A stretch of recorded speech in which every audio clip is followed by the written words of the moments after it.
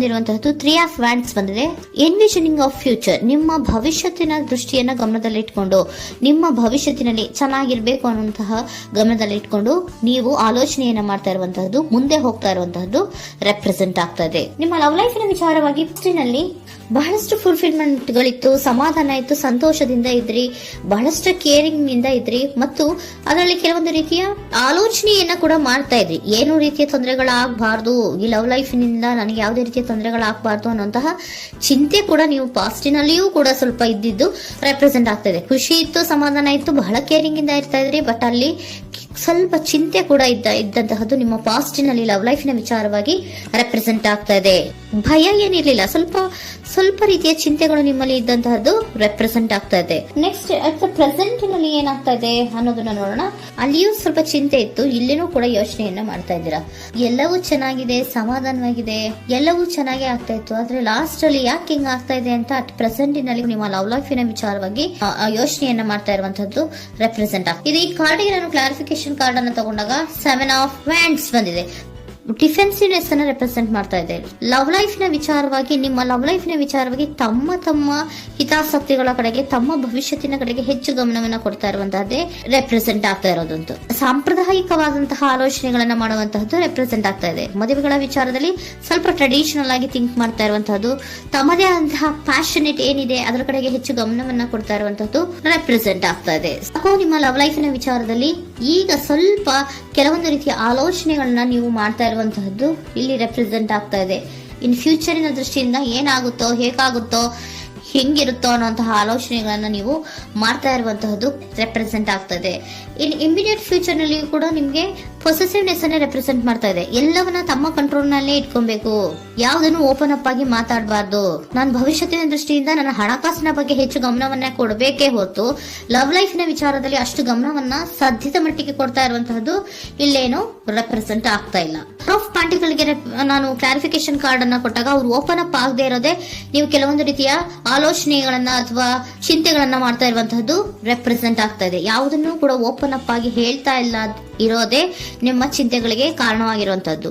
ಮತ್ತೆ ಹಣಕಾಸಿನ ಆಲೋಚನೆಗಳನ್ನ ಮಾಡಿಕೊಂಡು ಇನ್ವೆಸ್ಟಿಂಗ್ ಫ್ಯೂಚರ್ ನ ಗಮನದಲ್ಲಿ ಇಟ್ಕೊಂಡು ಅವರು ಮೂವ್ ಆನ್ ಆಗ್ತಾ ಇರುವಂತಹದ್ದು, ನಿಮ್ಮ ಲವ್ ಲೈಫಿನ ವಿಚಾರಕ್ಕೆ ಮೂವ್ ಆನ್ ಆಗ್ತಾ ಇರುವಂತಹದ್ದು, ಪ್ರೀತಿಯನ್ನ ಬಿಟ್ಟು ಮುಂದೆ ಹೋಗ್ತಾ ಇರುವಂತಹದ್ದು ರೆಪ್ರೆಸೆಂಟ್ ಆಗ್ತಾ ಇದೆ. ಕೆಲವೊಬ್ಬರಿಗೆ ಸ್ವಲ್ಪ ಕ್ವಿಕ್ ಆಕ್ಷನ್, ಕ್ವಿಕ್ ಥಿಂಕಿಂಗ್ ಅನ್ನ ಮಾಡಿ ಮುಂದೆ ಹೋಗ್ತಾ ಇರುವಂತಹದ್ದು, ಬೇಜಾರಿನಿಂದ ಮುಂದೆ ಹೋಗ್ತಾ ಇರುವಂತಹದ್ದು ರೆಪ್ರೆಸೆಂಟ್ ಆಗ್ತಾ ಇದೆ. ಥರ್ಡ್ ಕಾರ್ಡಿನಲ್ಲಿಯೂ ಕೂಡ ದ ವರ್ಡ್ ಕಾರ್ಡ್ ರೆಪ್ರೆಸೆಂಟ್ ಆಗ್ತಾ ಇದೆ ಅಂದ್ರೆ word is represented by ending ಅನ್ನ ರೆಪ್ರೆಸೆಂಟ್ ಮಾಡುತ್ತೆ.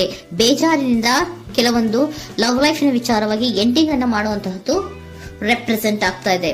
ಯಾಕಂದ್ರೆ ಈ ಲವ್ ಲೈಫಿನ ವಿಚಾರದಲ್ಲಿ ಕೆಲವೊಂದು ರೀತಿಯ ಸ್ವಹಿತಾಸಕ್ತಿಗೆ ಹೆಚ್ಚು ಗಮನವನ್ನ ಕೊಡ್ತಾ ಇರುವಂತಹದ್ದು, ಹಣಕಾಸಿನ ಬಗ್ಗೆ ಹೆಚ್ಚು ಗಮನವನ್ನ ಕೊಡ್ತಾ ಇರುವಂತಹದ್ದು, ಅವರ ಫ್ಯೂಚರಿನ ಬಗ್ಗೆ ಹೆಚ್ಚು ಗಮನವನ್ನ ಕೊಡ್ತಾ ಇರೋದು, ಹಾಗೇನೆ ಟ್ರೆಡಿಷನಲ್ ವ್ಯಾಲ್ಯೂಸ್ ಗಳಿಗೆ ಹೆಚ್ಚು ಗಮನವನ್ನ ಕೊಡ್ತಾ ಇರೋದ್ರಿಂದ ಕೆಲವೊಬ್ರು ಲವ್ ಲೈಫಿನ ವಿಚಾರದಲ್ಲಿ ಎಂಡಿಂಗ್ ಅನ್ನ ಮಾಡುವಂತಹದ್ದು ಪ್ರೆಸೆಂಟ್ ಆಗ್ತಾ ಇದೆ. ಕ್ವಿಕ್ ಆಗಿ ಥಿಂಕ್ ಮಾಡಿ ಕೆಲವೊಂದು ಆಲೋಚನೆಗಳನ್ನ ಮಾಡೋದ್ರ ಮೂಲಕ ಅನ್ನ ಮಾಡ್ತಾ ಇರುವಂತಹದ್ದು ರೆಪ್ರೆಸೆಂಟ್ ಆಗ್ತಾ ಇದೆ.